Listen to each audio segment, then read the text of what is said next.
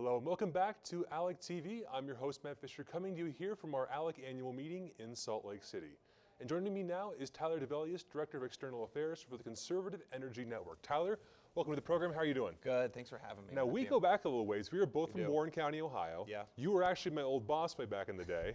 It's good to have you back here again, man. So let's kick things off. Thanks. Tell us about your organization, the Conservative Energy Network. What brings you guys here to the ALEC annual meeting? What is the mission of the Conservative Energy Network? Well, quite simply, we're at ALEC because this is the leading forum for free market conservative thought, and we want to be where conservatives are having conversations about energy. We're a 21-state network based across the country, and we focus on bringing a diversified energy portfolio to states' energy portfolios, and we're a true all-of-the-above organization. So we support coal and natural gas and nuclear, but looking at new and emerging technologies like wind and solar that exist in so many rural conservative communities already, but even new opportunities like geothermal. We sponsored a great tour this week out at Kennecott Copper Mine, which is one of the largest copper mines in all of the United States, one of the largest in all of the world recently. And you know, when you look at any type of energy production, it requires minerals, and we want those minerals to be made here in America, not overseas in China, using unethical practices. They have a monopoly in that industry right now. They do, but you know, it's up to us to really kind of break through here, right, and to make make the energy supply chain right here in America. We want to be energy dominant in this country. So what's interesting about the Conservative Energy Network, you know, in today's modern political, forum and arena, oftentimes people associate renewable energy with Democrats, oil with Republicans, but Conservative Energy Network's kind of changing the game on that. Isn't that true?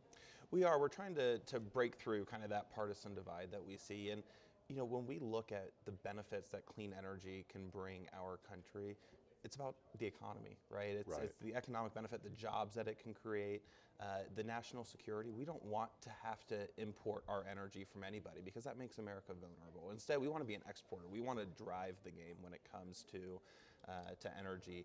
And then also the technological breakthroughs, right? America has led the world. We were first in flight. We were Ohio boys. We understand that, right? First in the sky, first to space. Exactly. The moon as well. Right. We invented electricity here, right? We've done so much as America, and there's no reason why America shouldn't be leading the world when it comes to this next era of energy. Absolutely. So for those who are watching at home, who are wondering, so what is the Conservative Energy Network's approach to getting us there?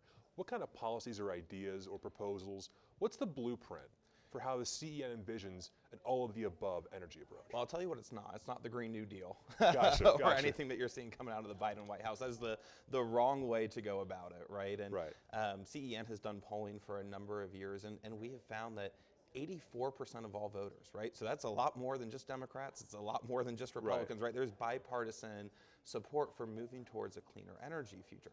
But the caveat's in the detail. They don't want to measure, cow waste, shall we say, to be a little more diplomatic. You know, they don't want some of these nutty ideas that are coming from AOC and the squad. They want free market approaches that favor competition. And that's what we want to see. We want to see, all forms of American-made energy have a level playing field and allow technologies to advance at their own pace. And when we do that, we're going to see a diversified energy portfolio. Measuring it by jobs and overall quality of the environment, not by dollars spent by the federal government. Sure, basically. of course. So for lawmakers who are looking to pursue this on the state level, what are some of the key policies? What are some of the things that the Conservative Energy Network emphasizes to them, those who are trying to pursue a more open and diverse path of energy, but may run into some hardships? What are the message to them listening today? Don't regulate good technologies out of existence, right? And it's a good idea. And that's something that you hear a lot from any ALEC model policy, right? Is how can we take the regulation out of this and let innovation and free market win the day, right? It's actually interesting. This is more on a federal level, but there was just a bill passed called the Growing Climate Solutions Act, and it passed the U.S. Senate 92-8. Awesome. And let me tell you what, it was a voluntary program that helps our nation's farmers, right? So voluntary, right? We're keeping the free markets in play. We're helping our nation's farmers out there in rural conservative America. And the 8 people that opposed it, 5 of them were Democrats.